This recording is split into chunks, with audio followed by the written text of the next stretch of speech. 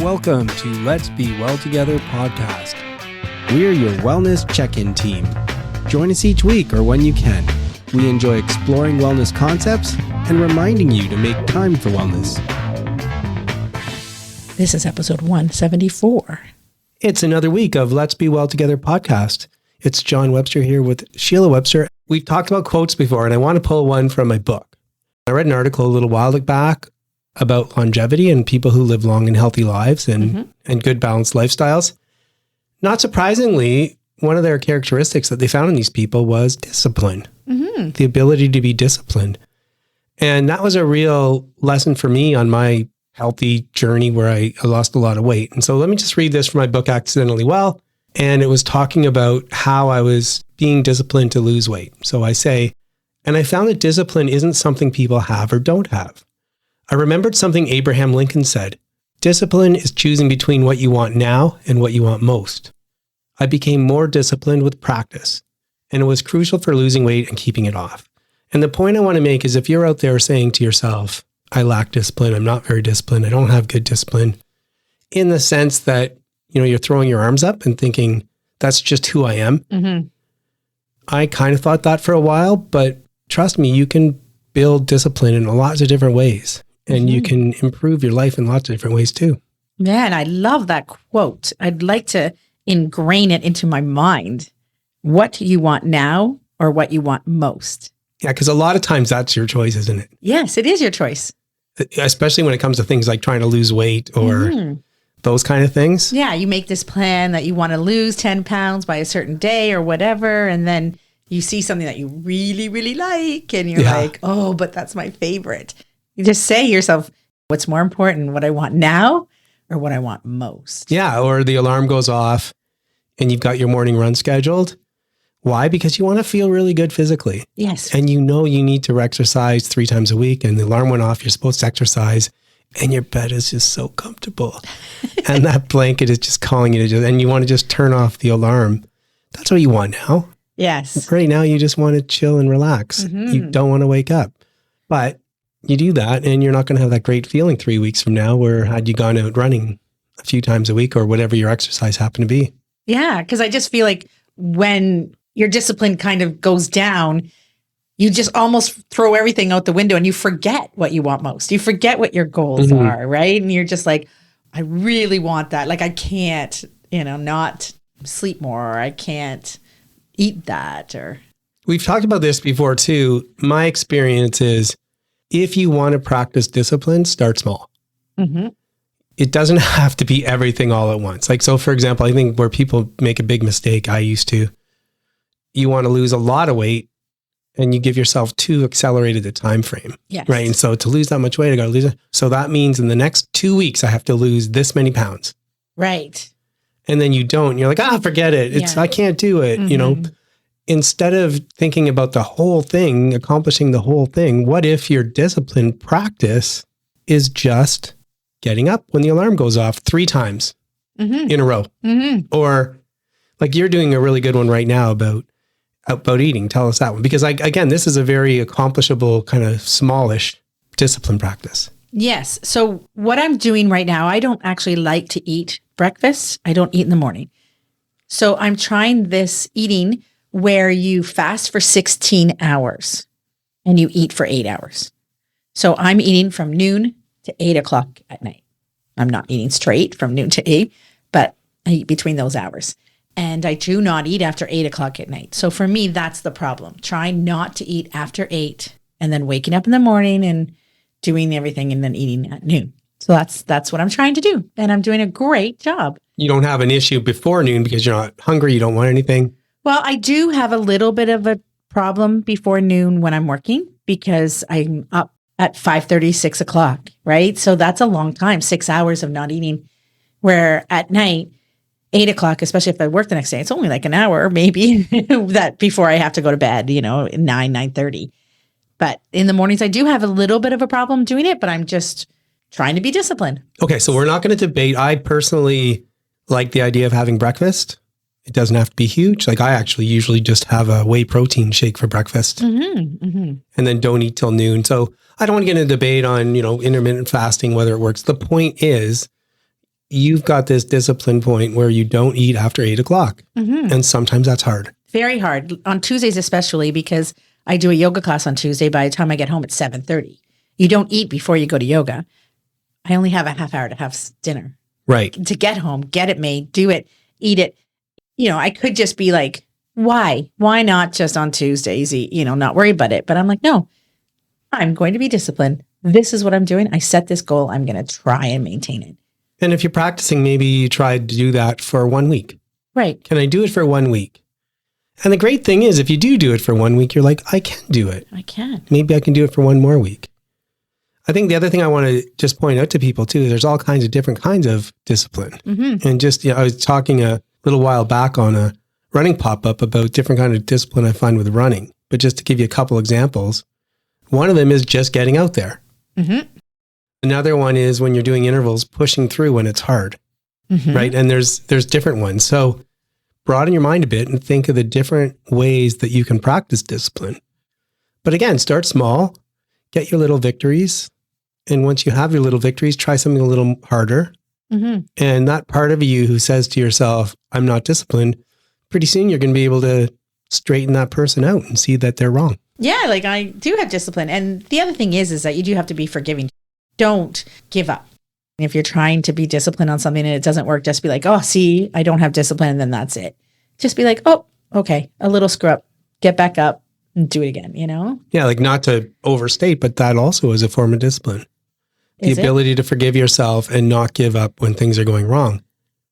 Actually, we just recently had David Amerland talking about forgiving yourself in the context of move that body. You do want to set targets, you want to set goals. And what he said, for example, is, okay, so I missed a workout. Is one workout in the month really going to make a difference? It's not. No.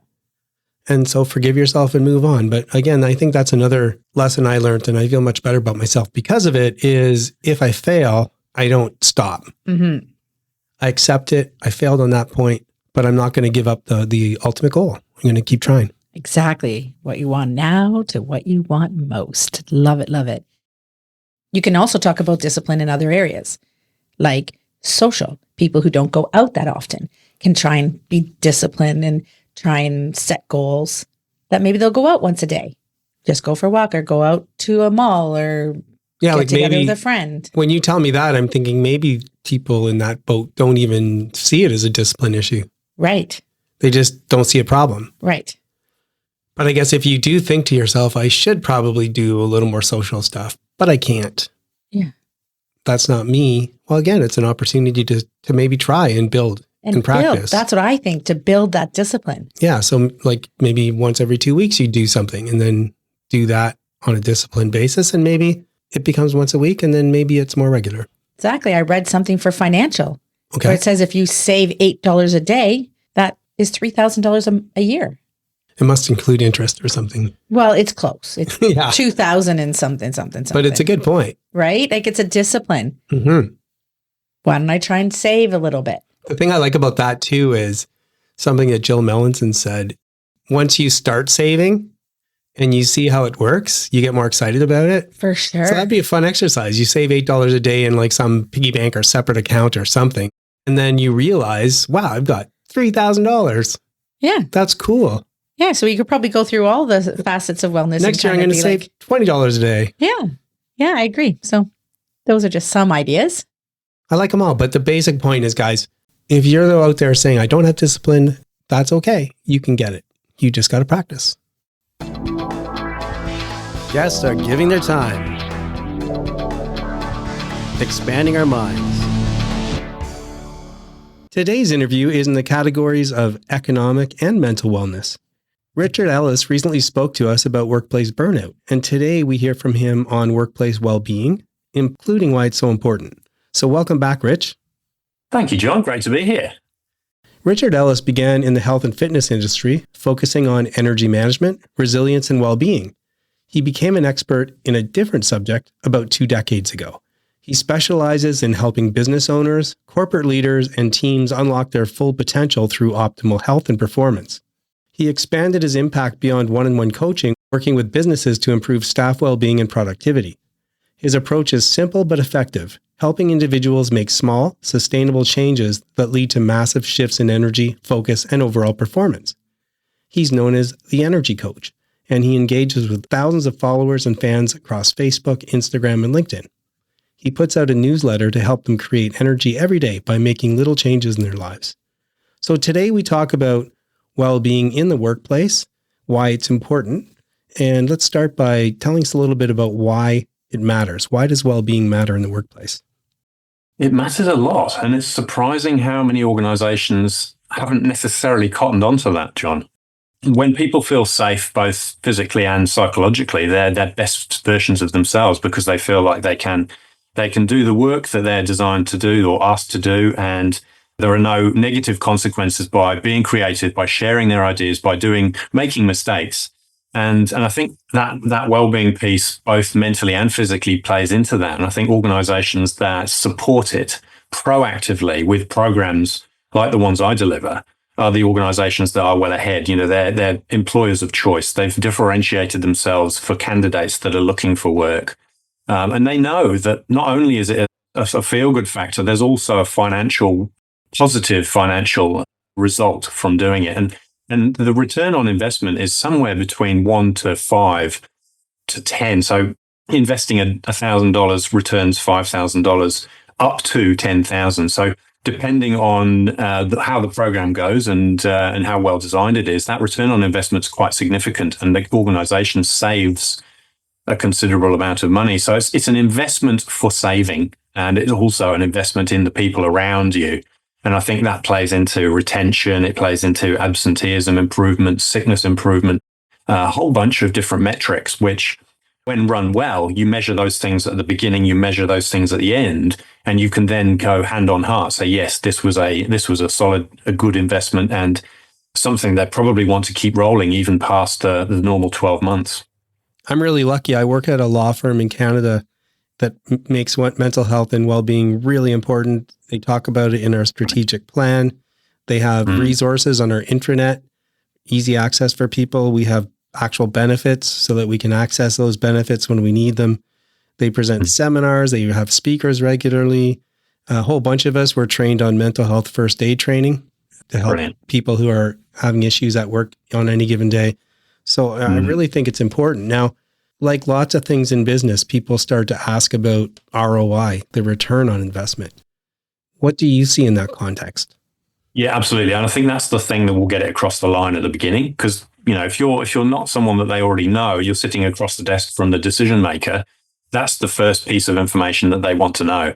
Then they want to know about the content. Then they want to know about what that looks like in detail. So, you know, that return on investment is critical. And there's enough evidence out there now, not only anecdotally, but universities have followed these programs and done research to identify that, yes, they're robust and they do have a return on investment. So once that's demonstrated, then it's not that difficult to get it across the line when an organization realizes that there's only upside for everybody. And you talked earlier too, as we set this up, about surveys. Now, how do you see surveys helping in the process of trying to get well-being programs at work? Yeah, it's definitely a key component because you need that objective and that subjective evidence to begin with. So obviously the objective can be drawn from HR records and payroll information. You know, that tells you where those absenteeism levels are at, what the staff turnover has been as a percentage of the organization and so on. So you've got that nice objective data that's easy to mine. But then when you come to a survey, again, well-designed survey will be drawing out information from all the employees and finding out what their obstacles are, what their challenges are, what their desires are, and what would they like to get out of a program if it were to be run, so that you can then design the program around those responses. So really those responses are what designs the program. You see the challenges, you know, maybe people have issues with a boss, or they have issues with colleagues, or they don't have enough time. And so you can start to get a good sense of what that workplace is like and go, well, I think they need this. And that's what then designs a proposal that is put to that organization, say, based on what I've found, I recommend this. And so that sort of shapes it going forwards. Now you're talking about, I think, a survey that's focused on well-being, but are they all well-being questions? Like how would an organization figure out what to kind of put into that kind of survey or questionnaire? Yeah, it does have to be broader than just that well-being piece, I think, because there are other components to what may be hindering an organization's productivity. And I think one of them is communication, but also it's that awareness, that self-awareness and that social awareness. So we're talking about emotional intelligence.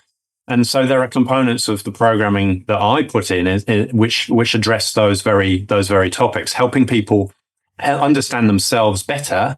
So raising that self-awareness, but also understanding the differences between themselves and their colleagues. And those differences aren't necessarily a bad thing. It's just, well, we're all different. We're all in this space together. So how can I understand you better so that there's less conflict? And when there's less conflict, that means that there's probably going to be improved productivity, speedier communication, and that filters down to the bottom line just in itself. So it's asking the right questions. And I take it that when you're working with, say, business owners or corporations, you have those kind of questionnaires, or you can tailor one to their particular business?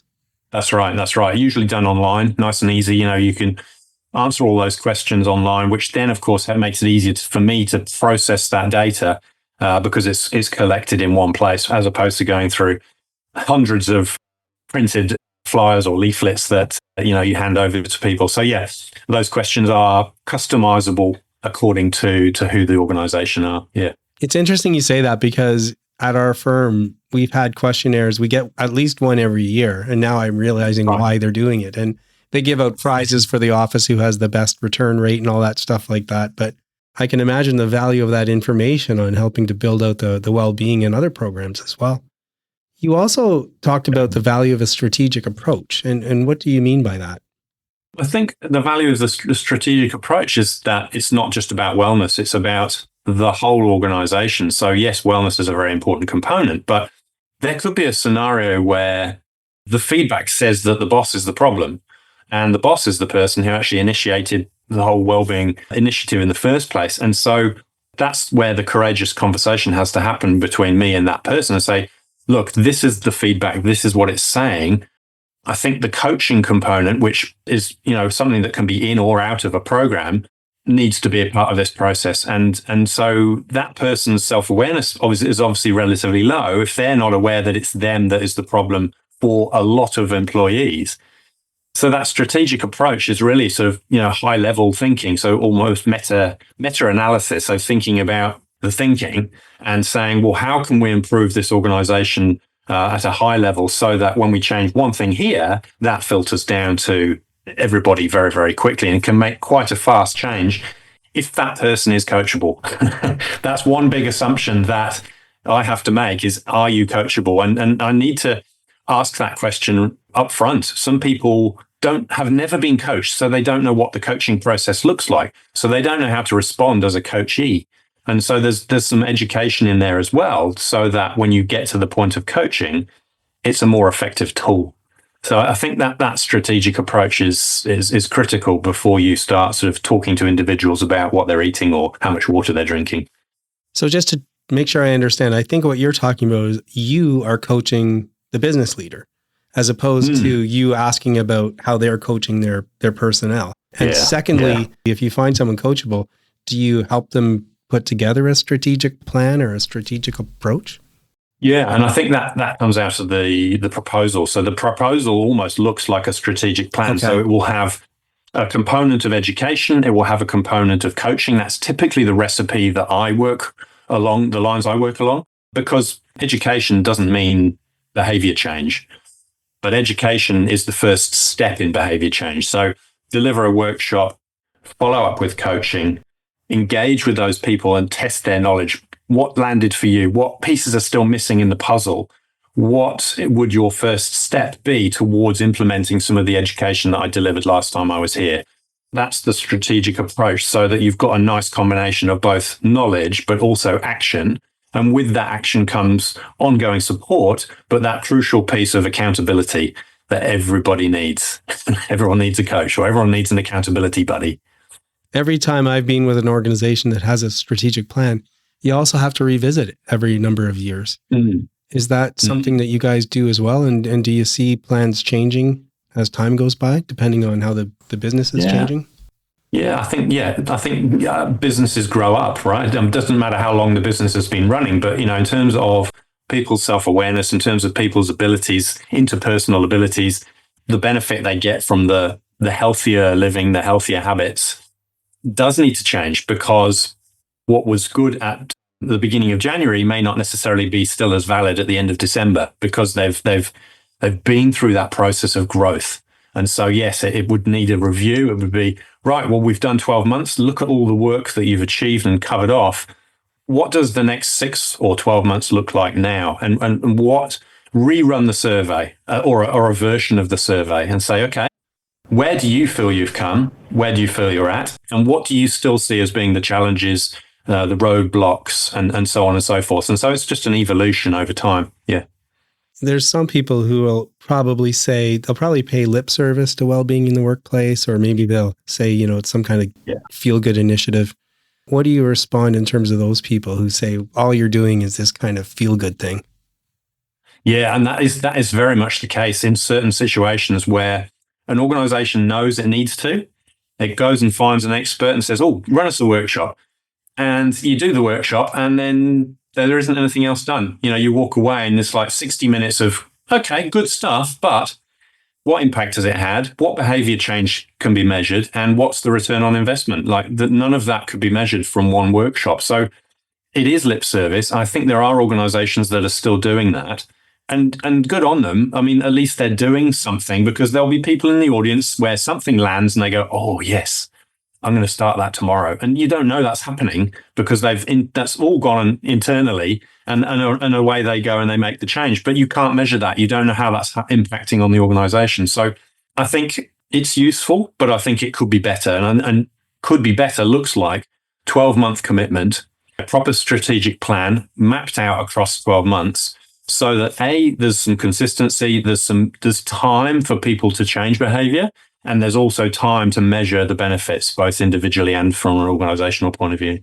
Yeah, I've seen some of the kind of evidence of what a huge improvement it has on productivity for a corporation or a business. The many, many advantages that really making a true commitment and really buying into helping people be well at work has made a big difference. So with luck, we will see more people buying in and less people paying lip service. Now, as you know from the last time, there's a question we ask every guest, but just before I turn to that question, is there anything else you wanted to talk about in terms of workplace well-being? Yeah, I think the final piece for me is just letting listeners know that the way I interact with organizations, particularly when they're ones I haven't worked with before, is I call it the job interview presentation. So I'm going into their workplace. I run a free workshop. Because it's a job interview, I'm there to help build chemistry, see if there's a good fit between myself and the organization. And as part of the process, I gather information by asking the right questions. I'll share some gems around that well-being piece and how a workplace program can work. But while I'm doing it, I'm asking them lots of questions to find out what their challenges are. So I walk away with a little bit of information, and they walk away with a little bit of knowledge. And hopefully that job interview presentation or workshop is enough for them to go, actually, I like Rich. I like what he talked about. I think we should get him back to do more. And so that's my way of, introducing myself. And so organizations that are sitting on the fence, kind of going, oh, do we need to do this or not? Well, let's try the job interview workshop, and, I'll come and share some gems, and we can talk after that. Because my interviews are so short, it feels like this is just the start of a conversation. So if somebody wanted to engage further, please send me some contact information, and I'll put it right in my show notes, so somebody can just click on it and make connection with you. Okay. Will do. So as you know from the last time, we ask every guest the same question in a context where many of us have multiple areas of wellness that are important to them, but not enough time to focus on them at any given time. So we do our mini wellness check-in. So today, Rich, are you neglecting an area of wellness in your life? And if so, can you think of even one activity you could do to foster wellness in that area?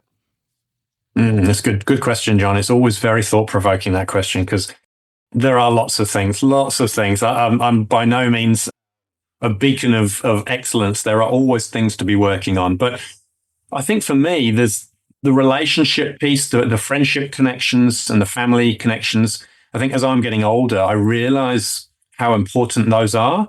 And I realize that I need to put more time into them. And we know that social connection is a huge component of well-being. In fact, the Harvard study showed that it doesn't matter whether you're a smoker, whether you drink badly, whether you're unhealthy, you eat badly. The most important metric for longevity is those social connections. And I've known that for a long time, and I've still neglected it. I've still been poor at making those connections important in my life. So, in the last few years, I've made it my mission to go out of my way, even if it costs money, to get those connections stronger and really prioritize those up the chain. And I think that's it to work on, but it's something I'm very aware of and something that I'm making progress with. So many things jump out at me when you were talking, like, for example, blue zones, the blue zones where people live longer, and social's a really big part of that. So I think you've locked on to something. Yeah. But what's interesting too is, like, my approach is very practical and anyone can kind of implement it. First, you identify the categories that are important to you, and then the activities that foster wellness in that area. And in that context, it's not like this grandiose striving for excellence in that sense. When I go back to your bio where you talk about making small, sustainable changes that lead to massive shifts, like, that's the point. There's every once in a while, just step back and say, hey, what are my areas of well-being? What am I missing? Some of them are small. Some of them are bigger. Like seeing your brother in England was probably a big thing, but seeing your friend for dinner, not so big. So there's lots of little things that we can do to get back on track.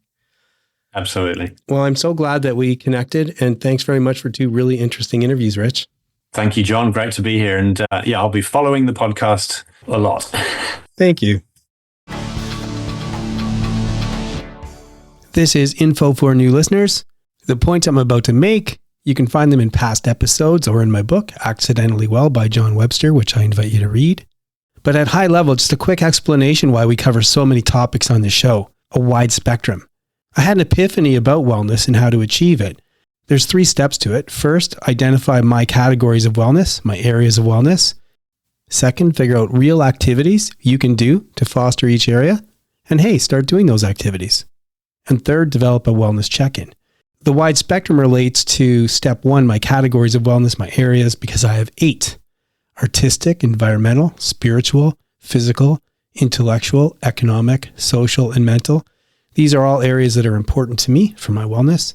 And that's why in some shows we're talking about physical wellness. Sometimes we talk about spiritual, sometimes social, we talk about mental, we talk about artistic. All these things are intertwined. So enjoy. There's a thought. Popped up while running. I've had this running pop up, let's say, in the can for a long time, almost a year. And I never did it because I thought maybe it would sound too heavy. But you know what? I'm just going to throw it out there because it wasn't heavy. And to the contrary, it was accompanied by a feeling of lightness. I was out for a run about a year ago. And you know how I talk about days where the air's got a freshness to it. You can almost taste the air. You can almost feel it turning into oxygen in my lungs. I can feel it energizing me. I just turned 60. Maybe that's why this thought occurred to me. And I thought, I'm ready to die. And as weird as that sounds, I smiled to myself and I thought it again. I'm ready to die. And I felt a peace and a light and a floaty feeling. And my lips turned into a bit of a smile. And I just let myself feel that. I wasn't sick. I wasn't expecting to die. I don't want to die. I'm going to fight to stay alive. But still, it all came together. And I feel like I've had an amazing run of luck and the ability to experience an incredible planet that I live on and the world of interaction with the people around me. And I felt true love with Sheila, the perfect partner for me. Every day, I think about how lucky I am to be with Sheila.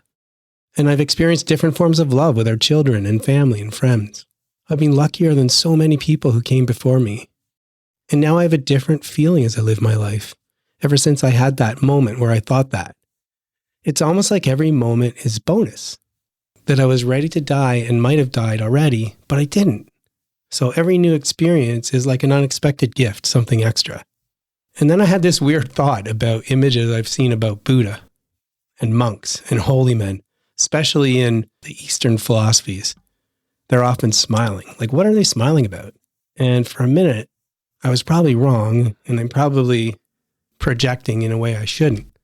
But it almost felt as if I knew what they were smiling about. and maybe for a split second wondered whether my smile contained a minute inkling of what they're smiling about. I don't think I'm there yet, but I'm on the way to that smile. And I hope I can continue to enjoy the moment, every one, in that fashion. Please remember that we're not providing advice. We hope to inspire you to work towards balance, and we urge you to consult with qualified people if you need advice. The people on the show are speaking in their personal capacities. Their views expressed are their own, and don't represent the views or opinions of their outside contacts, their employers, or anyone else. We try to get things right, but we can't guarantee everything we say is correct, or that the things we talk about will work for you. Let's be well together, and let's be sure to do that in a safe way. And it's sign-off time. It's Sheila here with John. Hello. This week was a short work week for me because it was a long weekend last weekend.